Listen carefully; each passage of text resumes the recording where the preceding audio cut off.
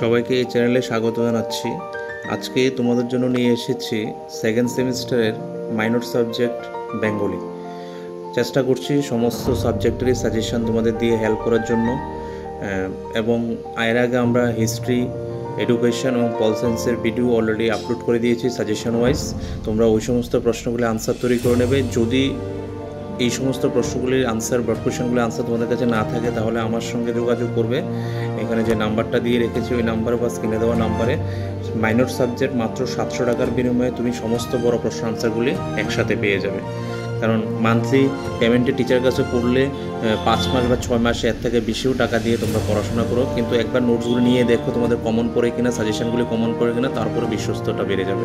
আমাদের এখান থেকে অনেক স্টুডেন্টরা ত্রিপুরা যে কোনো জায়গার থেকে নোটস নিয়ে অনেক হেল্পফুল হচ্ছে এবং পরীক্ষার আগ মুহূর্তে 1 মাস 1.5 মাস আগে নোটস নিয়ে পরীক্ষা দিয়ে ফেলছে কম টাকার বিনিময়ে। সেখানে অনেকগুলি টাকারও প্রয়োজন না, মাস্টার বাড়িও যেতে হয় না, অনেকগুলি পয়সাও খরচা হচ্ছে না। তাহলে চলো ইউনিট ওয়াইজ কী কী প্রশ্ন রেখেছি। এখান থেকে 3টে প্রশ্ন রেখেছি। একটা রেখেছি রাজা রামমোহন রায়ের ভূমিকা, একটা রেখেছি ডিরোজিওর ভূমিকা, একটা রেখেছি অক্ষয় কুমার দত্তের ভূমিকা। এই 3টে প্রশ্ন থেকে প্রথম 2টো প্রশ্ন ভালো করে দেখে নেবে, এটা এক্সট্রা করে রেখে দিলাম, এটা একটু দেখবে।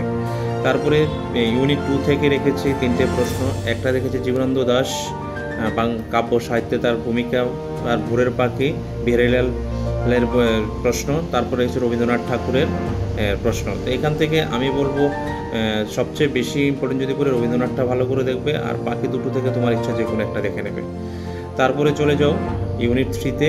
ইউনিট 3তে নাটক এবং প্রহসনে দুটোর ক্ষেত্রে মধুসূদন দত্তের অবদান, তারপর নাট্য সাহিত্যে রবীন্দ্রনাথ ঠাকুরের অবদান, জোড়াসাঁকোর নাট্যশালা, ন্যাশনাল থিয়েটার, স্টার থিয়েটার সম্পর্কে আলোচনা করতে বলেছে। এখানে 3টি প্রশ্ন থেকে তুমি যদি বলো প্রথম 2টো প্রশ্ন তুমি ভালো করে দেখতে পারো, প্রথম 2টো প্রশ্ন দেখলে আশা করি একটা প্রশ্ন কমন পড়ে যাবে।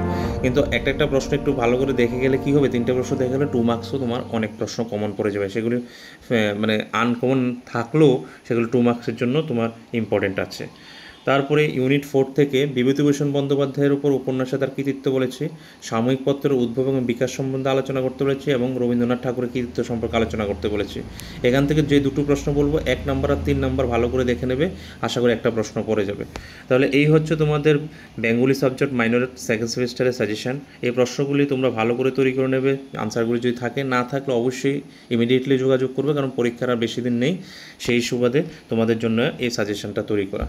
তাহলে ভিডিওটা শেষ পর্যন্ত দেখার জন্য তোমাদের সবাইকে ধন্যবাদ, এবং নতুন একটা সাজেশন নিয়ে তোমাদের জন্য তোমার সামনে হাজির হব।